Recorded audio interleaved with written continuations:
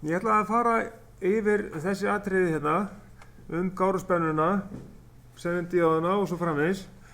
Gáruspennan, hún skilgreind þannig að hún ekki fyrr til staðar nema við séum með þétti í rásinni. Þá tölum við að það sé gáruspenna og það ekki nóg að sé þéttir í rásinni, það þarf líka að vera álagsstraumur. Ef það engin álagsstraumur, þá heldur þéttirinn bara spennunni í toppi bylgjunnar og það verður engin álagsstraumur sem sagt, við sjáum hérna rás eins og þessa rás hérna, að þetta álag. Ef að þetta væri ótengt og þéttirinn hleðst þá bara upp hérna, upp í toppin á max-gildið sko, á spennunni. Og við sjáum það að meðalgildið þá bara bein lína hérna ofan á toppunum. Ef það væri engin álagsstraumur, ef það væri bara rofi hérna og álagið væri ekki með, álagið tæki engan straum.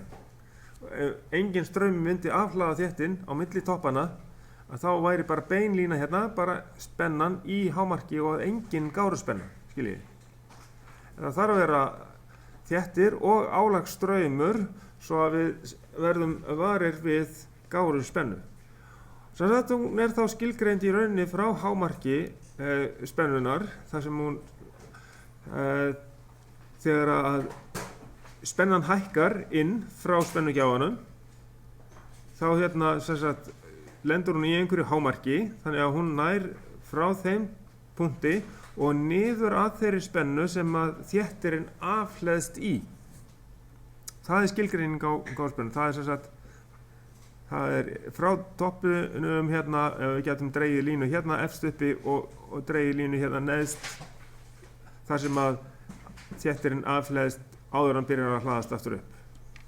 Það skilgreiningan í rauninni á gáruspenni og það rauninni sýnt hérna sko. Það breytir það. Gára. Nei, já, því það mismunurinn. Já, þetta mismunurinn á hæsta og lægsta gildinu á spennunni, á gárunni. Og þið sjáu hérna á þessari mynd, hérna heitir þetta bil hérna gára. Það sem með örinn bendir hérna niður að línunni hérna efst uppi og neðri örinn bendir að línunni hérna neðanverðu. Þarna á milli spenna sem við köllum gáruspenna eða gára. Og svo hvernig við reiknum hana út, það kemur líka fram hérna. Ef að við erum bara með eina díóð í rásinni, afreiðisrásinni, þá þetta hálfbylgjuafreiðun, þá svona reynsluformúla sem notuð og stöðullinn 12 inn í þeirri formúlu notaður. Það sem sagt hærri stöðull heldur en ef við erum með heilbylgjuafreiðun. Hérna notuðum við stöðullinn 12 og margföldum sinnum strauminn í milliamperum, setjum strauminn bara hérna beint inn í milliamperum. Ef við erum með 350 milliamper, þá skrifum við bara 350 hér. Og ef við erum með 470 mikrofarada þétti hérna, þá setjum við bara þéttin hérna í mikrofaradurum, þá skrifum við hérna 470. Þetta bara sett upp þannig að það sé þægilegt að setja inn stærðirnar og þá reiknum við nálgun á stærð gáruspennunar. Þetta bara svona þumalputta regla eða sem sagt formúla aðferð til þess að nálgast stærð gáruspennunar. Gengur nokkuð vel. Við mælum þetta svo í mælingaverkefnum, hversu nákvæmlega við náum hérna útkominni miðað við mælda gáruspennu. Þetta ekkert mjög langt frá lagi. Hér sem sagt þá í listi yfir þetta, gára, hér sagt hérna mesta breyting gáruspennunar, það rauninni bara það sem við erum að tala hérna frá hæsta punkti niður í lægsta punkt. Þetta bara það sem að spennan að breytast.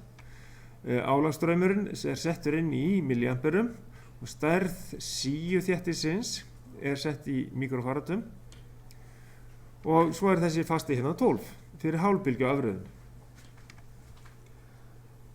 Sko, síuþéttirinn, þetta yfirleitt hérna raflausnarþéttar sem við erum að nota og þessara raflausna þetta, ef við erum að tengja þetta upp aukalega, þá þarf alltaf að passa að þeir snúi rétt í rásinni.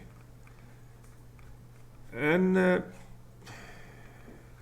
nú ef við erum með hérna er sýnidæmi þar sem að gefið er upp straumurinn, álagsstraumurinn 146 mA og stærð þéttisins er 1000 mikrofarad og þá veitum við það er bara ein díóða í rásinni og þá notum við stöðulinn 12, setjum inn strauminn í milliamperum, deilum við stærð þéttisins í mikrofaradum og þá fáum við þessa spennu 1,75 volt sem gáruspennu.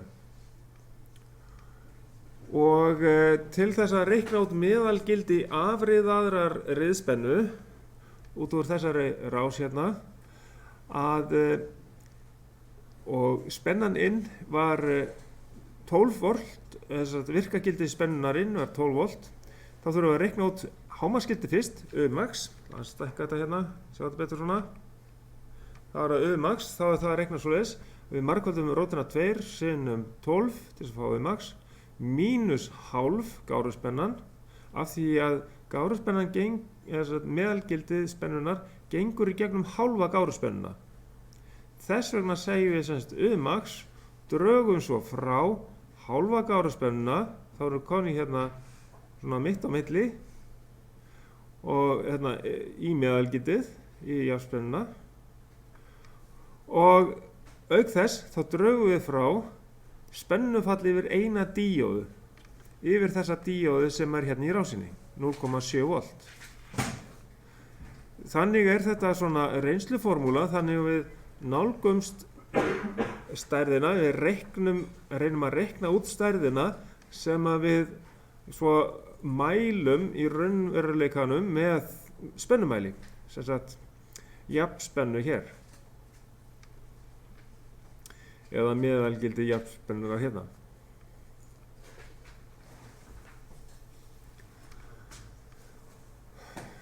Þá er það þannig að við reiknum okkur frá hámarksgildinu, drögum svo hálfa gáruspennuna frá og drögum að lokum hérna spennufalli yfir eina díóðu. Í sjálfu sér í rásinni ættum við kannski að byrja því að draga díóðuspennufallið frá, en það í rauninni breytir ekki neinu í hvaða röð við gerum þetta, en það er bara venjan er að draga díóðuspennufallið frá síðast. Þannig reiknum við út gáruspennuna og meðalgildi afriðaðrar riðspennu í hálf bylgjuafriðun. Nú skulum við taka heilbylgjuafriðun. Og þá höfum við 4 díóður. Og hérna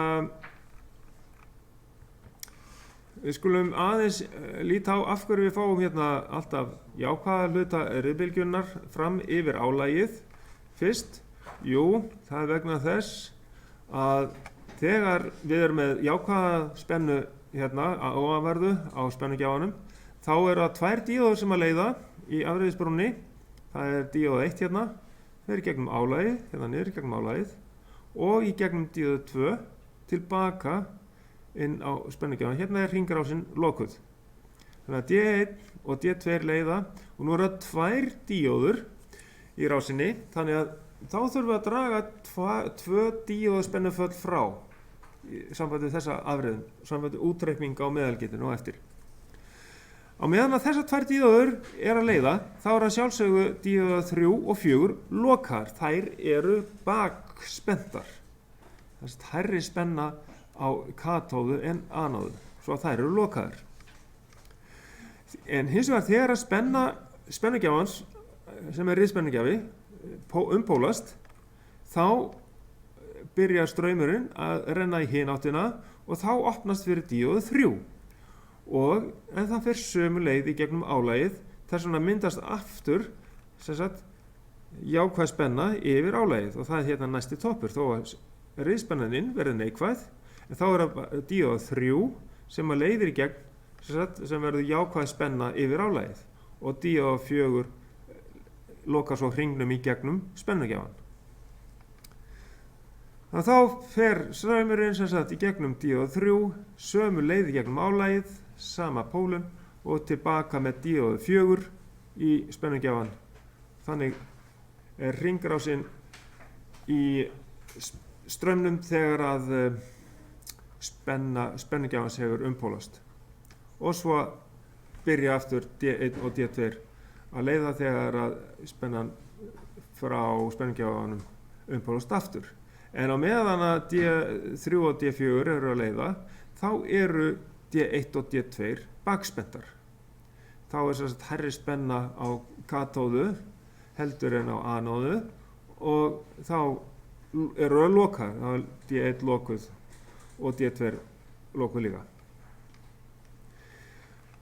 Nú, við skulum reikna sem sagt þegar við erum með þétti og álag, finna hérna sýnidæmi, væntanlega eitthvað sýnidæmi hérna. Hérna er sem sagt gáruspenna í brúafreiðisrás. Hér er stöðullinn 6. Það er vegna þess að þéttirinn hefur minni tíma til þess að afhlaðast, skiljiði. Áður þá afhlóðst þéttirinn alveg yfir eitt hérna tímabil þegar það var engin spenna, þegar það var bara 0 spenna, þegar voru bara með eina díóðu, þá afhlóðst hann alveg alla leið hingað yfir á þegar það kom aftur jákvæð spenna. Og en núna þá hefur þéttirinn styttri tíma til þess að afhlaðast og þess vegna það hefur áhrif á stöðulinn í reynsluformúlunni. Hann er ekki lengur 12, heldur hann er 6. Hann lækkar niður í 6. Og sinnum straumurinn í milliamperum deilt með stærð þéttisins í mikrofaratum. Eina sem breytist er stöðullinn. Ok, kannski höfum við sýnidæmi hérna og við ætlum að reikna út meðalgildi yfir álagið þegar að spennan inn er 12 volt og við erum með sama álagsstraum, 446 milliampere og stærð þéttisins 1000 mikrofarad og nú er gáruspennan, hún er lægri. Það er 6 sinnum straumurinn í milliamperum deilt með 1000 mikrofaradum, fáum hérna 0,876 volt. Alveg sama aðferð áðan, við margföldum 12 virkagildi rispennuna yðin, sinnum sem sagt rótina 2 til að fá U-max, svo drögum við frá hálfa gáruspennuna og drögum að lokum frá 2 díóð spennuföll. Og út frá þessu fáum við meðalgildi 15,13 volt. Þannig að munurinn er þessi, að gáruspennan er lægri með við svipaðar aðstæður. Við vorum með sama álagsstrauminn, 146 milliampere hérna og í hinu vorum við ekki líka með 146. Sjá. Jú, við vorum líka með 146 og sama stærð þéttisins líka, en hér vorum við með 1,75 volt að gáruspennu, en hérna vorum við bara með 0,876. Miklu lægri gáruspennu þegar við erum með heilbylgjagrun. Akkurat. Já, heyrðu, þá hérna ég verð að slökkva núna á upptökunni.